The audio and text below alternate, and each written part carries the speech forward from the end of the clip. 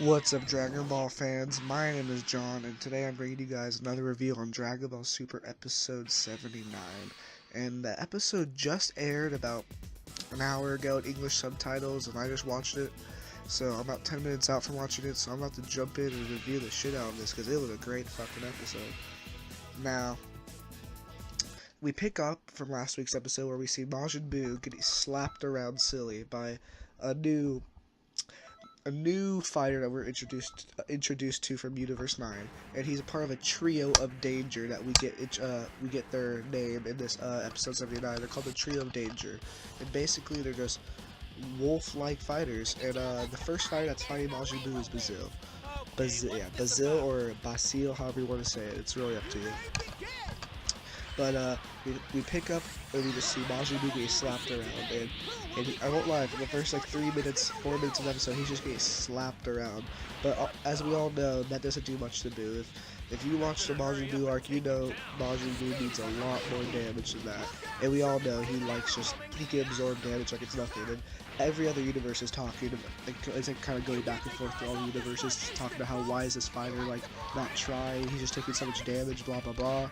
Well, once they kind of build that up, we finally get to the point where we see Majin Buu's little tentacle on his head basically tell Bazil, after Bazil thinks he's basically destroyed Majin Buu, he just basically taunts him by saying, "Come on," and he gets up and he just says, "That was fun." And if you remember from last week's episode, Mr. Satan told Majin Buu to go play with this person. So Majin Buu, get this, is playing this first half of the episode. He's just playing with this person, and they continue fighting, and Majin Buu gets slapped around some more. This time it's a little more serious. Bazil unleashes his full power, so to speak, because Goku yells over at Universe 9, telling them that not go easy, basically, on Majin Buu, show him your full power. And Bazil shows him his full power, which it seems like he's charging up Ki. It almost looks like the Super Saiyan God, the red-haired one, the original from the movie, kind of a Ki charge up. But then once it kind of settles down, you realize the only Ki that charged up was in Bazil's feet. Bazil's feet now have 2 Auroras on the red, and he just starts kicking Majin Buu and teleporting and kicking Majin Buu. And basically he delivers his final Ki blast with his feet at Majin Buu. Now, he thinks he's won after this, but Majin Buu gets right back up, and he's ready to keep fighting, and tells him that he's pretty entertaining. But little to his knowledge, during all that destruction, Mr. Satan got hit with some debris, which caused him to get really, really knocked up, which made him get knocked out. And when Majin Buu hears about this, he gets pissed. He gets livid. And literally we see Majin Buu fight for, seriously, basically, since Dragon Ball Z, and he goes off. He just starts pounding him. He's throwing him in the air. He's slapping him in the face. He's kicking him around, and basically he throws him out of the arena.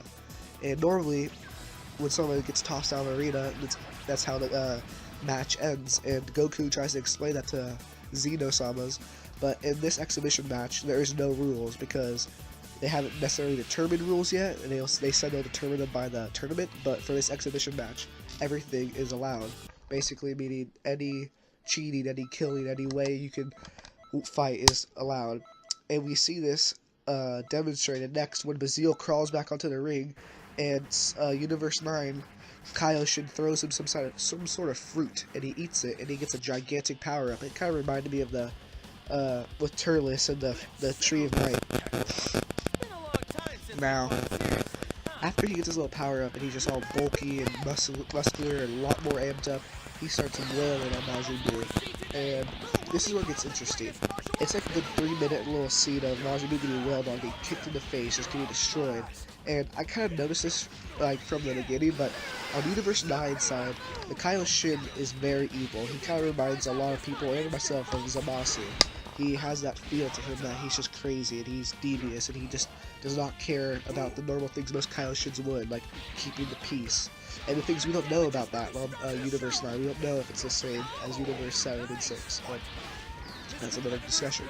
But during all this, I noticed that the God of Destruction was just giving the Universe 9 God of Destruction was giving his Kaioshin, Supreme Kai, I guess, a weird look, as if like he was worried like why he's so crazy.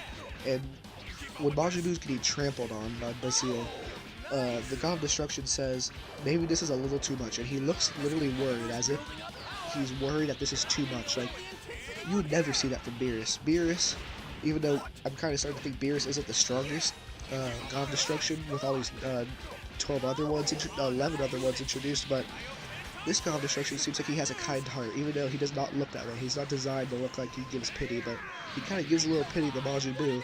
But the thing is, he doesn't realize that Majin Buu does not need pity, because after Majin Buu takes all this, he gets back up, and his face, he goes from squinty-eyed Buu to wide-eyed Buu, and he says, "You're strong, but I'm even stronger," and he unleashes his Majin Buu Kamehameha full power on Basile. And the thing is, Basile just takes it. Basile just takes it, and he's still standing up. But the thing is, Basile has already reached his full limit on his power. So after that blast, he may have been able to stand through it, but he was just done, and he passes out during the fight because he's already exerted himself fully. And then with the final blow from Majin Buu, it just ended it. And so Majin Buu's the winner of that, and we see him go back and he heals Mr. Satan, and then he just starts eating all his junk food, because we know Majin Buu, he loves fucking junk food.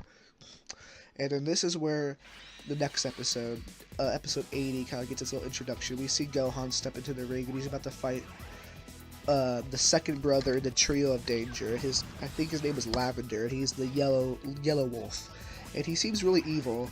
And on a side note, Universe 9 really, really, really reminds me of how Death Note was kind of like portrayed. And if you ever watch Death Note, you might know what I'm talking about. Like, they get these eerie close-ups on each one of the characters, and they just have these maniacal laughs, and they're laughing about killing people. So it's like you get that creepy feeling of Death Note when you see Lavender. Like and he even talks about he's gonna win if he can kill Gohan, basically.